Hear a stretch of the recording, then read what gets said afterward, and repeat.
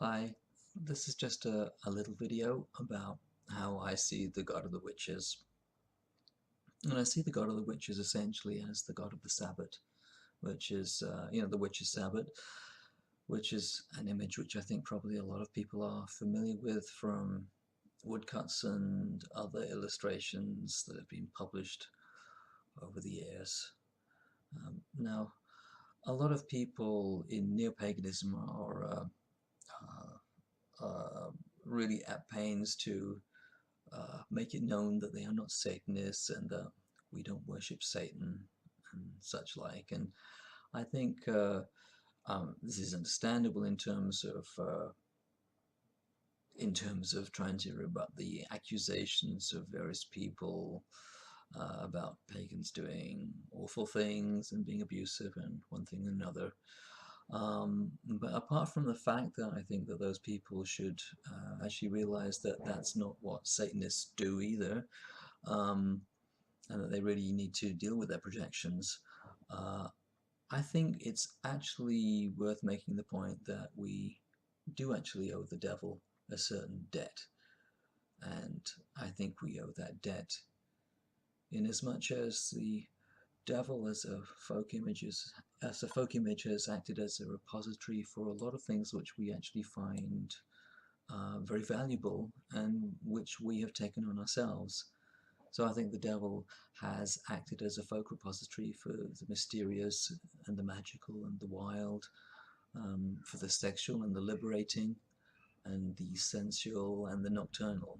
And uh, certainly anyway, since the fall of church power politically, the devil has also become a figure that sort of exemplifies a certain kind of enlightenment, and independence. Uh, and really, a lot of these things, the contents of that repository, have been delivered to us in the occult and pagan revival, and I think we've benefited from them. So I think we do owe a certain debt to the devil in that respect. Now, if you're dealing with the image of the Sabbath, you're dealing with an image which is essentially religious, or it could be taken as anti-religious by its detractors, but um, it's essentially a religious motif.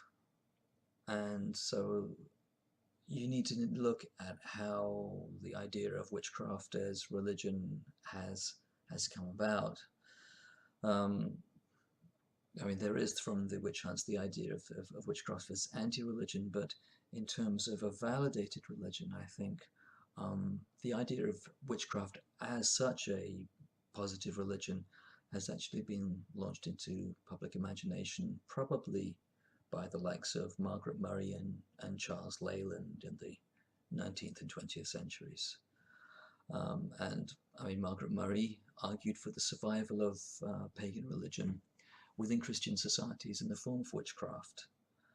Now, it's historically incorrect, in fact, um, but really, for a lot of us, when we read The God of the Witches and the witch cult in Western Europe, I think we responded with feelings of devotion for the god that we saw depicted there.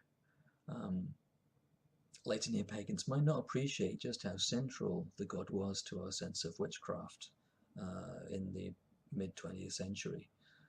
The popular movement nowadays seems to be a lot more goddess-centered, but it didn't used to be so. And there was a lot more reverence and a much stronger place seemed to be made for the horn god of the witches.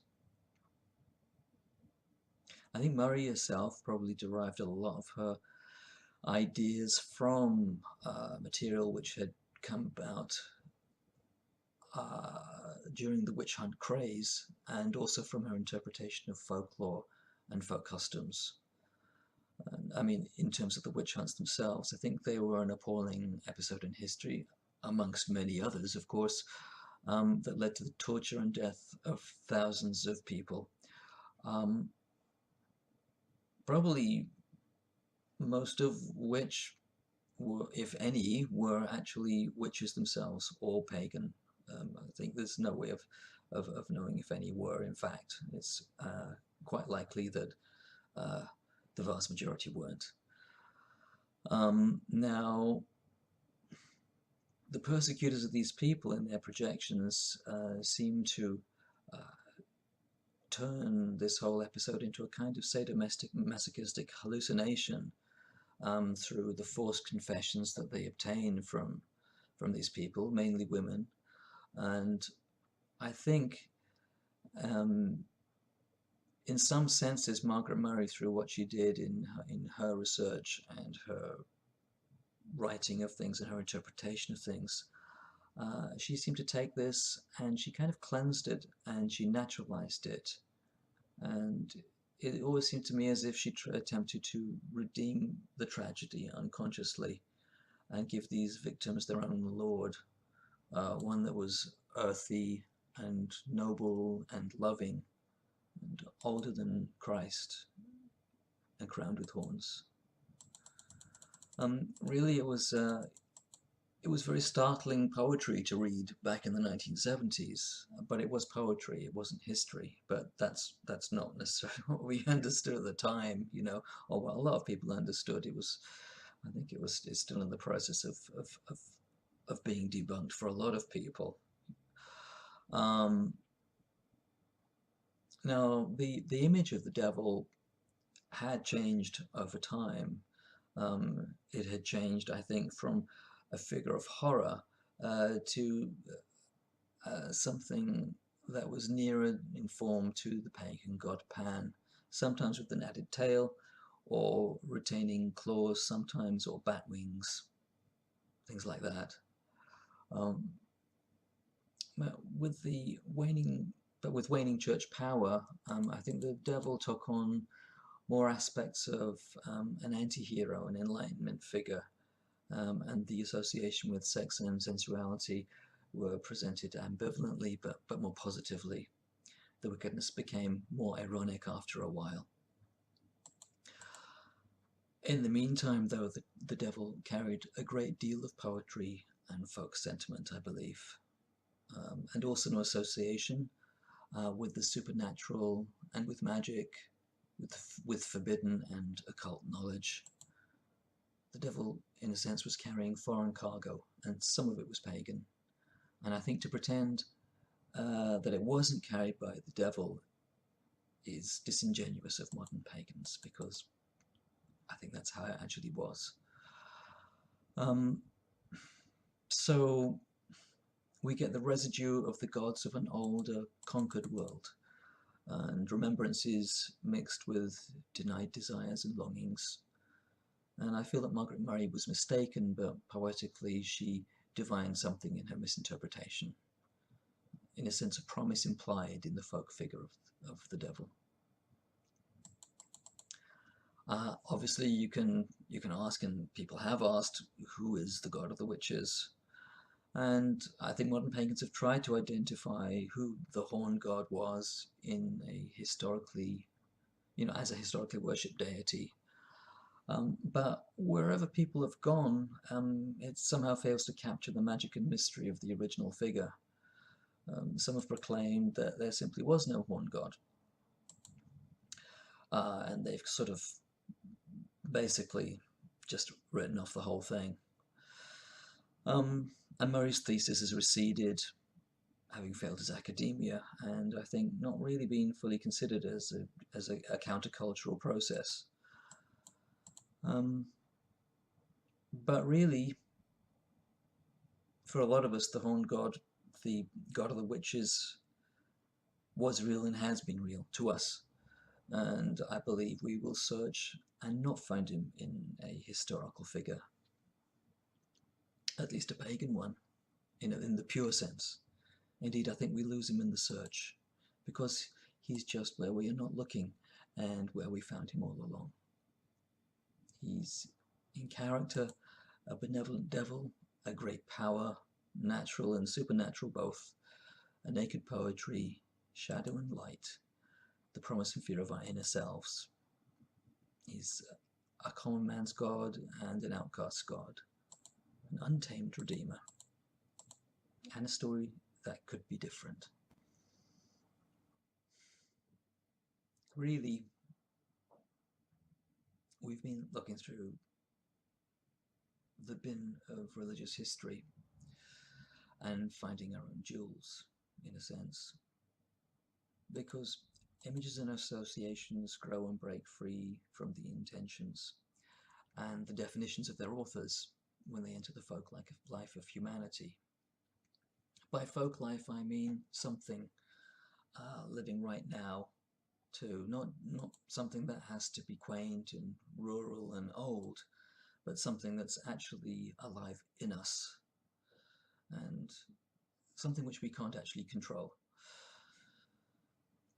And the devil, with his forbidden supernatural power of nature, his mirror to our alienation, and his strange imagined patronage of self-willed women, rebels, heretics, homosexuals, and all that the totalitarian church judged as perversion and subversion, he would have to be a significant symbol. Because, you know, we lose so much when we approach the sacred with a sense of the literal. And I think that's been the mistake of part of modern paganism, from the old approach to the witch craze through to the search for historical authenticity and reconstruction. It's like we got the wrong end of the stick and then we kept hold of it, when it seems to me that what the horn god really points to is something within ourselves. In recent years, paganism and pagan witchcraft has come to seem oddly tame and respectable, and strangely unimaginative. In some ways, it starts to seem more and more like politics and academia, rather than inspiration, or even just the toil and hope of everyday people. Witchcraft has become associated with respectable causes and stereotypes, which have become self-fulfilling as anthropology, but I think they miss the point. Because the witch myth, even if you clean it up and attach it to wholesome community and to wholesome community forms, it retains at its romantic heart the image of the outsider, the dispossessed, but the ultimately undefeated.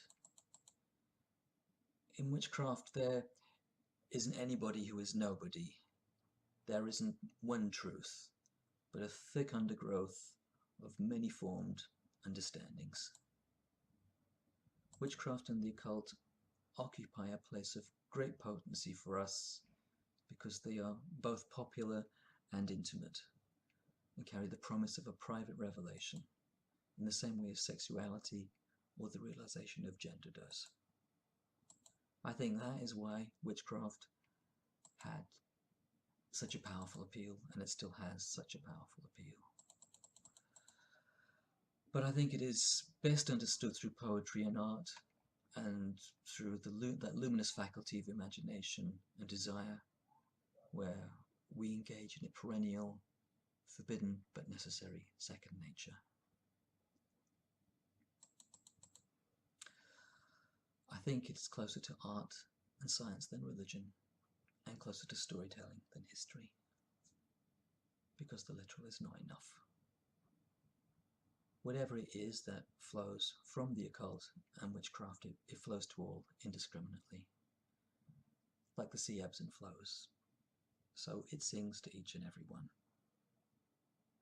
And whether it's as high art or as pulp, it really makes no difference, because the song only needs to be heard by the one who loves it. Really, I believe that the Sabbat god was an ungod for an unreligion in the liberated world of our imaginations, where so much that is new and creative and different starts. And maybe he, she, or it still is that.